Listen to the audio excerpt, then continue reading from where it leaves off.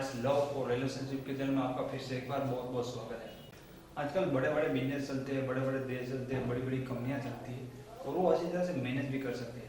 लेकिन आपको ये पता होगा कि आजकल के ज़माने में हम एक अच्छी तरह से रिलेशन को मैनेज नहीं कर सकते, क्योंकि हम रिलेशन बनाते हैं अपनी खुशी के लिए, अपने पार्टनर की खुशी के लिए कि दो लोग मिलकर ऐसी लाइफ बनाएं जिसका रोमांस आपकी लाइफ को तरोताजा कर दे। लेकिन कभी कभी दोस्तों होता ही है कि लाइफ में रिलेशन बनाने से हैप्पीनेस से ज़्यादा वो रिलेशन आपको तकलीफ देने लगता है, वो रिलेशन आपका खुशी की बजाय दुख का रीजन बन सकता है। तो वीडियो शुरू करने से पहले मैं आपको बता दूं कि आप मेरा वीडियो पहली बार देख रहे हैं तो मेरे इस चैनल को जरूर सब्सक्राइब करेगा। क्योंकि मैं ऐसे लव और रिलेशन के बारे में बहुत सारे वीडियोस बनाता हूँ जो आपकी लव लाइफ और रिलेशनशिप को काफ़ी हेल्पफुल होंगे।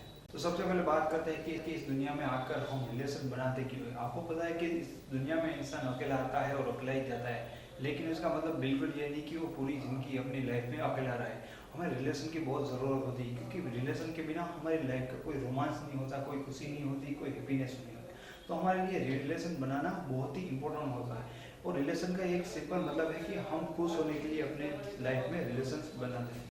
तो खुशी के लिए, हैप्पीनेस के लिए बनाया गया रिलेशन कभी कभी में ज़्यादा तकलीफ देता है, ज़्यादा दर्द देता है। ये भी हो सकता है अगर दो लोग हो अपने रिलेशन को अच्छी तरह से निभा नहीं रहे और उसमें कुछ गलतियाँ कर देते हो।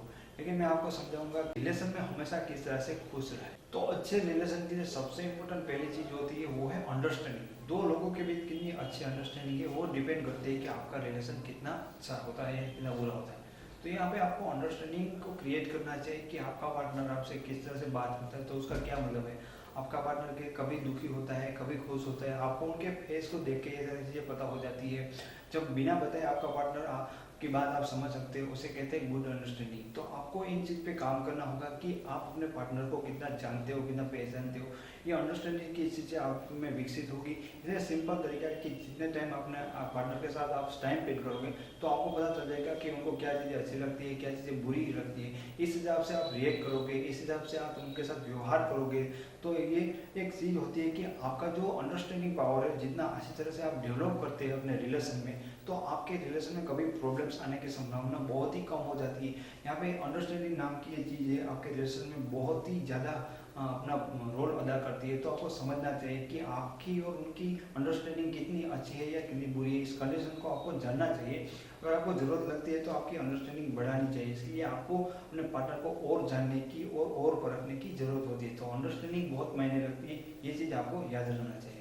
तो दूसरी चीज़ मैं बोलूँ कि आपको रिलेशन में अपना खुद का रोल क्या है उसको समझना चाहिए। कोई भी इंसान आपके साथ रिलेशन बनाता है तो वो आपसे कुछ एक्सपेक्ट करता है, और किसी भी रिलेशन में, किसी भी चीज़ में आपका कुछ रोल होता है। जैसे आप कोई कंपनी में अगर आप सर्विस कर रहे हो तो आपको पता है कि उस रोल आपका क्या होता है, आपको कौन से काम करने होते हैं, क्या आपकी जिम्मेदारी होती है। एक रिलेशन में भी ऐसी चीज़ होती है, क्योंकि रिलेशन बहुत ही प्रैक्टिकल चीज़ होती है।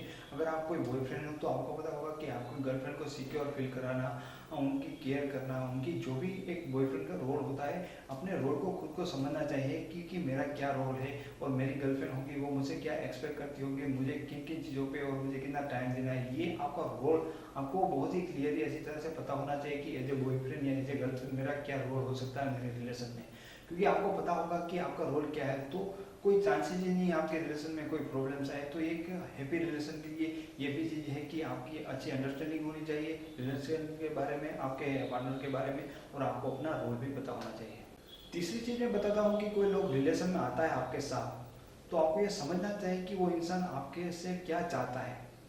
कोई लड़की होगी अगर वो आपके साथ रिलेशन में है, कोई लड़का होगा वो आपके साथ रिलेशन में है, तो आपको पता होगा कि वो लड़की मुझसे क्या चाहती है। वो खुशी चाहती है, हैप्पीनेस चाहती है। रिलेशन में आने के बाद वो मुझे कुछ एक्सपेक्ट करती होगी। अगर मैं उसका बॉयफ्रेंड हूँ तो मैं उसको क्या दे सकता हूँ, वो मुझसे क्या चाहती है। हो सकता है वो आपसे सिक्योर फील करवाना चाहती है, वो चाहती है कि आप उसे प्यार दें, आप उसकी केयर करें। तो आपको इन चीज़ के बारे में भी पता होना चाहिए कि वो सामने मेरा पार्टनर है, वो मुझसे क्या चाहता है और मैं अपने रिलेशन में उसको क्या दे सकता हूँ।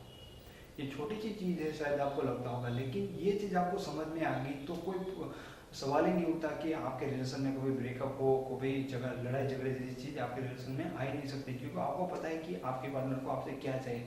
जब सामने वाले इंसान को आप वो चीज़ें पूरी तरह से दे सकते हो तो कोई चांसेस नहीं बनता कि आपके रिलेशन में कोई प्रॉब्लम्स आए। दोस्तों रिलेशन में प्रॉब्लम क्यों होते हैं, क्योंकि रिलेशन में हम सिर्फ अपने बारे में सोचते हैं कि वो मेरे को समझ नहीं सकती, वो मेरी फीलिंग्स को हर्ट करती रहती है। यानी कि हम सिर्फ अपने बारे में सोचते हैं और ज़्यादातर हमारी खुशियों के बारे में सोचते हैं कि मैं बड़ा दुखी हूँ, उसने मेरे साथ ये किया।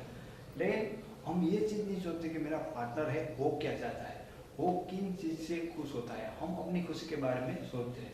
अगर आप इन चीज़ को समझ जाओ और आप वैसे ही रिएक्ट करने लगो, आप वैसे ही काम करने लगो जिससे आपके पार्टनर को अच्छा लगता है, आपके पार्टनर को खुशी मिलती है, तो एक सिंपल सी चीज़ होगी कि आपका पार्टनर जैसे जैसे आपसे खुश होता चला जाएगा, बदले में वो आपको भी खुश करता जाएगा, क्योंकि उसकी अब कोई फरियाद नहीं रहेगी, क्योंकि आपके कारण रीज़न से वो आपसे खुश होता जाएगा।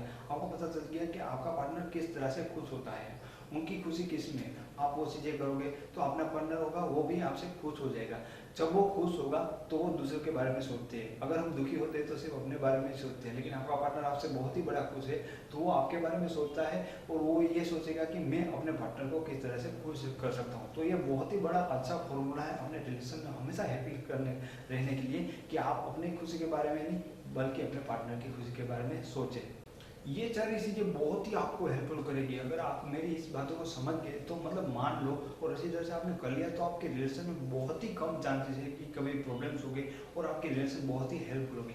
और इससे मैं आपको एक एक्स्ट्रा टिप देता हूँ, शायद ये तो आपके रिलेशन को इतना पावरफुल बना देगी कि कोई चांसेस नहीं बचेंगे। जब आप किसी के बॉयफ्रेंड हो या गर्लफ्रेंड हो तो अपने पार्टनर की जगह पे रह के देखो, यानी कि अगर आप एक बॉयफ्रेंड हो तो आप अपनी गर्लफ्रेंड की जगह पे रहकर देखो और सोचो कि एज ए गर्ल मैं अपने बॉयफ्रेंड से क्या एक्सपेक्ट करता हूँ, अपना बॉयफ्रेंड कैसा होना चाहिए। तो आपको सारे ये चीज़ें क्लियर होनी चाहिए आ जाएगी कि मेरा बॉयफ्रेंड हो वो ऑनेस्ट होना चाहिए, ऐसा होना चाहिए, ये चीज़ें करता हो, मेरी केयर करे, मुझे टाइम दे।